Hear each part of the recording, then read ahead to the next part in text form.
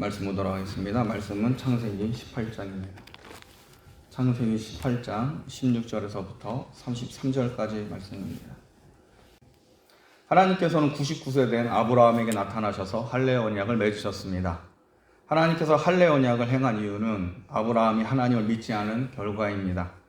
분명 하나님께서는 아브라함에게 자녀를 약속하였지만 아브라함은 하갈을 통해 이스마엘이라는 자녀를 낳았습니다. 이것은 애굽에서 사라를 구원하여 주신 하나님의 뜻을 아브라함은 알면서도 자기를 이을 후손이 없을까 두려워해서 하나님의 약속을 믿지 못하고 자기가 끼어든 행동입니다. 하나님은 아브라함과 사라를 통하여 에덴 동산에서 말씀하셨던 여자의 후손, 곧 우리 주 예수 그리스도를 보내시려고 하십니다. 그런데 하나님의 구원 계획에 아브라함이 자기 생각대로 자기 옳은 대로 하나님의 약속에 개입한 겁니다. 하나님의 약속에 대하여 무지한 이 아브라함을 위해 하나님은 할례를 통하여 몸에다가 하나님의 약속을 새기십니다. 자, 그리고 얼마 후에 사람의 모습으로 친히 2명의 천사와 함께 하나님께서는 아브라함의 장막을 방문하십니다. 아브라함은 손님을 대접하는 데 있어서 최고의 모습을 보였습니다. 아브라함은 하나님께서 가나안 땅에 복을 주시고 자기를 풍성하게 부어주심을 따라 광야길을 지나고 있는 이 나그네를 극진하게 대접합니다. 당시 아브라함은 이 3명이 하나님과 천사인지는 모르는 가운데 대접한 겁니다. 아브라함은 거의 잔치 수준의 많은 양으로 손님으로 찾아오신 하나님과 2 천사를 대접하게 됩니다.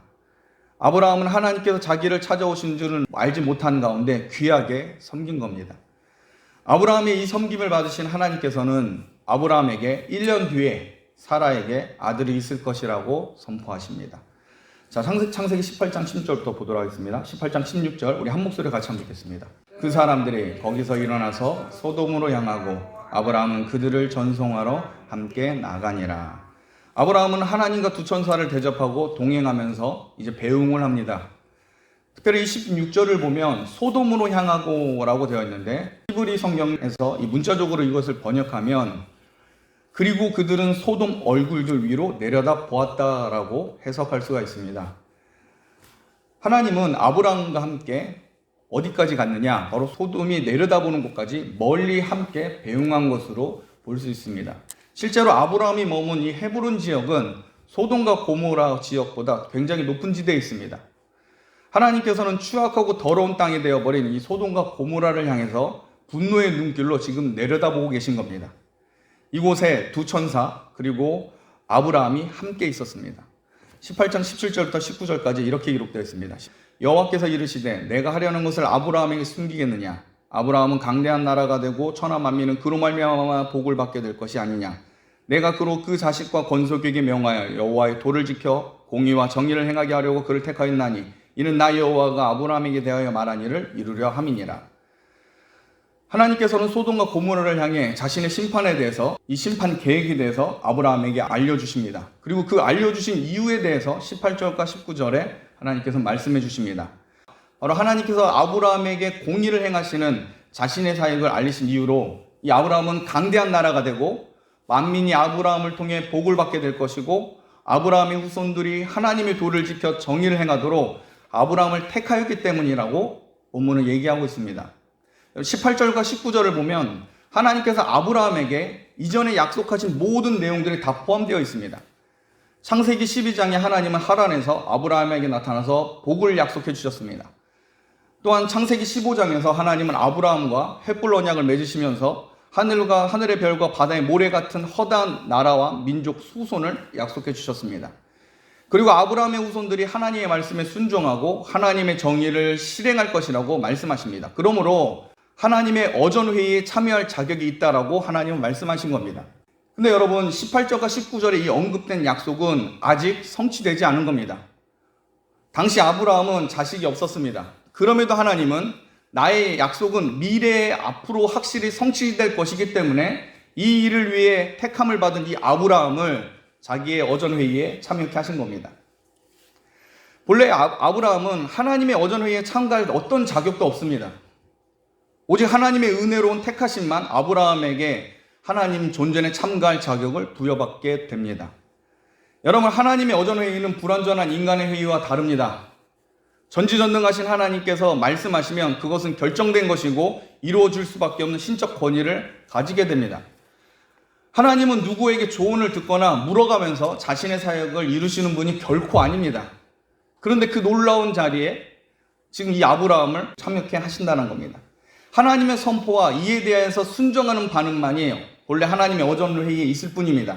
그런데 놀랍게도 가장 불완전하고 연약한 아브라함이 오직 하나님께서 택함을 받았다는 그 이유 하나만으로 소돔과 고모라를 향한 하나님의 진노에 대해서 제동을 걸고 의견을 얘기할 수 있는 특권을 가지게 되었다는 겁니다. 여러분, 이것이 바로 성도의 놀라운 위치이고 성도가 얼마나 큰 은혜를 받은 것인지 우리는 본문을 통해 깨달아야 됩니다. 아브라함은 하나님께서 보시기에 죄인이고 많은 실수와 오류로 뒤덮여진 존재입니다. 그런 아브라함을 하나님께서 사랑해 주셔서 하나님의 계획 속에 참여하게 하시고 교제를 하십니다. 본래 하나님께서 사람을 창조하신 이유, 하나님께서 사람을 자신의 형상과 모양으로 만드신 이유가 바로 여기에 있습니다. 하나님과 거룩한 교제 속에 들어가서 하나님을 기뻐하며 즐거워하며 하나님께 순종하는 관계를 하나님께서 만들어내실 것을 택함받은 아브라함을 통해 지금 보여주신 겁니다. 하나님과 말할 수 있는 자리, 하나님께 내 속에 있는 의견들을 얘기할 수 있는 그 자리에 지금 하나님께서는 아브라함을 초청하십니다. 창세기 18장 23절부터 26절까지 보면 아브라함의 의견 제시가 나옵니다.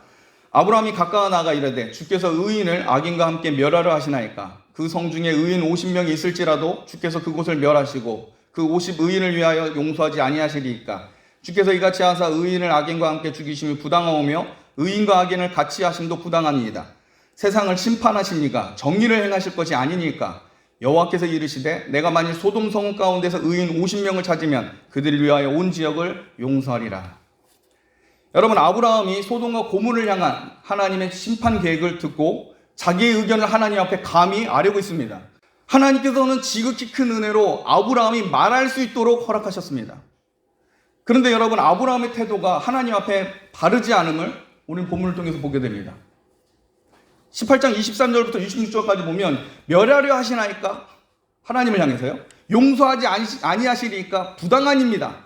세상을 심판하시니까 정의를 행하실 것이 아니니까 라고 하면서 지금 아브라함이 하나님을 향해서 따지듯이 묻고 있습니다. 류우준 교수에 의하면 이 부분에 대해서 이렇게 주석을 합니다. 아브라함의 질문은 마치 하나님은 도대체 어떤 종류의 신입니까? 도전하듯이 하나님께 질문을 한다. 그와 동시에 아브라함은 당신은 도대체 악인과 의인도 구별 못하는 그런 신입니까? 라고 대드는 것이라고 류우준 교수는 해석을 합니다. 하나님께서는 아브라함의 이 당돌한 행동을 그대로 들어주십니다. 아브라함은 의인의 명수를 스스로 50으로 정하고 총 6번 정도 하나님께 간청을 합니다. 처음에 아브라함은 의인 50명이 있으면 심판을 거두어 달라고 간청합니다. 이에 대해서 하나님은 허락해 주십니다. 그러자 아브라함은 의인 45명, 40명으로 줄이고 결국 의인 10명이 있으면 심판하지 않겠다고 하는 하나님의 약속을 받게 됩니다.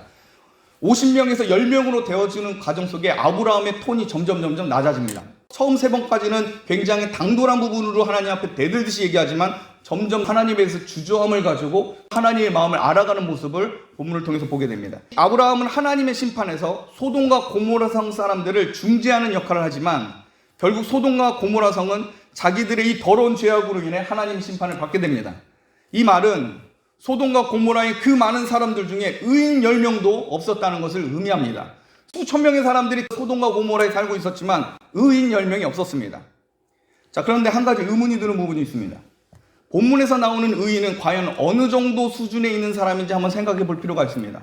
본문에 말하는 그 아브라함이 제시하는 그 의인의 성격 말입니다. 하나님 앞에 완전 무결한 의인으로 만약 본문을 해석한다면 아브라함조차도 의인일 수 없습니다.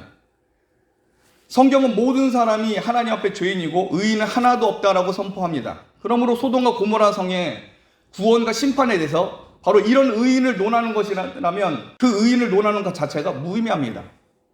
자, 그러므로 본문에 나오는 의인은 하나님 앞에 완전한 의인으로 보기보다 바로 타락한 성적 문화와 죄악된 삶의 생활 방식이 되어버린 이 소돔과 고모라의 죄악으로부터 멀리 떨어진 수준으로서 의인으로 보는 것이 맞습니다. 이는 노아가 당대의 완전한 자의 의인이라고 했던 것과 비슷한 성격입니다. 노아는 성적으로 타락한 세상 속에서 자기를 지켜 하나님과 동행한 삶을 살았습니다. 정리하면 소돔과 고모라에 살고 있는 수많은 사람들 중에 자기들의 이 타락한 문화를 거부하고 세상 죄에 대해서 혐오하고 반대하는 이 의인 10명도 없었다라는 겁니다. 모두 다 동성연애와 살인과 다툼과 우상숭배 등등 각종 더러운 죄악을 기뻐하고 쾌락을 즐기는 수준까지 왔다라는 겁니다. 오직 한 명, 소돔과 고모라에서 이 죄를 미워하고 이 더러운 동성연애 죄를 악한 것으로 규정한 사람이 있었는데 그 사람이 누굽니까? 아브라함의 조카 롯밖에 없었습니다. 그래서 성경 아브라함의 조카 롯을 뭐라고 얘기해요? 의인이라고 말합니다. 창세기를 보면은 롯에 대해서 우리가 굉장히 부정적인 모습을 보는 게 사실입니다. 그러나 성경은 이 롯을 의인이라고 얘기합니다. 바로 베드로후서 2장 6절과 7절, 7절에 이렇게 기록되어 있습니다. 베드로후서 2장 6절과 7절에 보면 소돔과 고모라 성을 멸망하기로 정하여 죄가 되게 하사 후세에 경건하지 아니할 자들에게 본을 삼으셨으며 무법한 자들의 음란한 행실로 말미암아 고통당하는 의로운 롯을 건지셨으니라고 되어 있습니다. 뭐라고요? 의로운 롯이요.